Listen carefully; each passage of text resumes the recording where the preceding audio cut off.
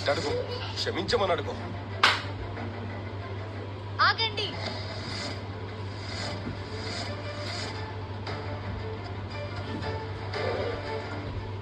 క్షమాపణ మీరడగాలి.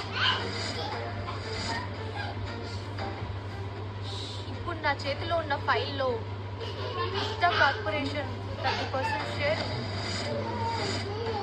నేను ఈ షేర్స్ ని చక్రవర్తికి ఇవ్వడానికి సిద్ధంగా ఉన్నాను. దానికి బదులుగా రాఘవ రుద్రరాజు ఇవ్వాలి.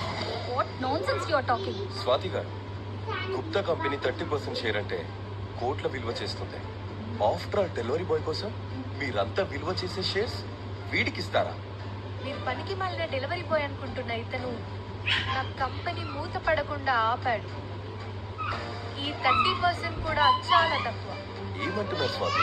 వీడు ఒక పారాసైట్. పక్క వాళ్ళ మీద పడి బ్రతకడమే వీడికి తెలుసు. నేను మీ గురించి విన్నాను మిస్టర్ సమీర్. మీరు మీ నాన్నగారి మీద ఆధారపడే కదా ఇక్కడి వరకు వచ్చారు. నేను నీతో డిస్కస్ చేయడానికి రాలేదు.